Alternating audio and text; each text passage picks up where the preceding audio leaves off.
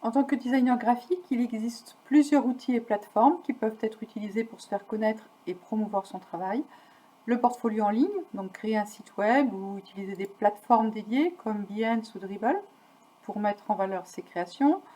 Ces plateformes permettent une visibilité importante auprès de la communauté du design, ce qui peut aider à se faire connaître en tant que graphiste, à recevoir des commentaires constructifs sur ses créations et à attirer des clients potentiels.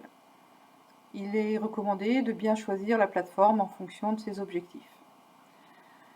Bien sûr, nous avons aussi les plateformes de médias sociaux comme Instagram, Facebook, Twitter et LinkedIn pour partager régulièrement ses créations. Donc en utilisant des hashtags pertinents pour atteindre son public, on peut s'engager aussi auprès d'autres professionnels du secteur, suivre les tendances et les nouvelles dans le domaine du graphisme, du web design ou encore du motion design. C'est intéressant aussi de partager son expertise, donc en partageant du contenu comme des tutoriels vidéo, des articles de blog ou des conférences en ligne. Donc cela permet de se positionner en tant qu'expert dans son domaine et d'attirer l'attention de ceux qui cherchent à apprendre ou à s'améliorer dans le domaine.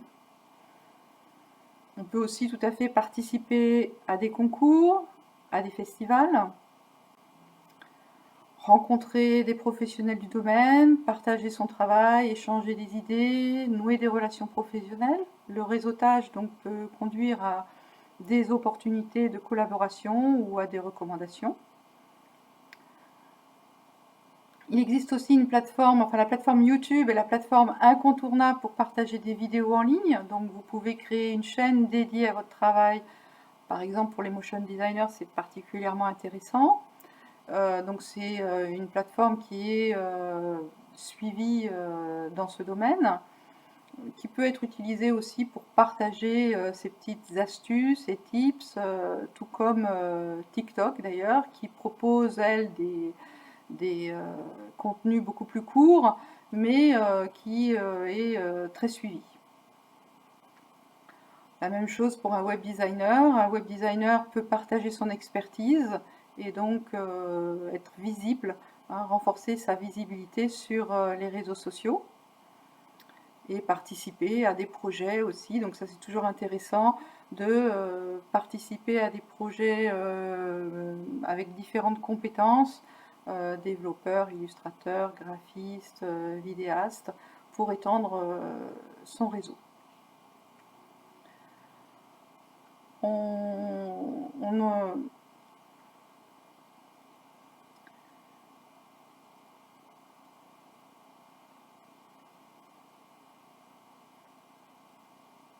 Alors tous ces outils donc, sont à disposition en ligne et de façon très accessible.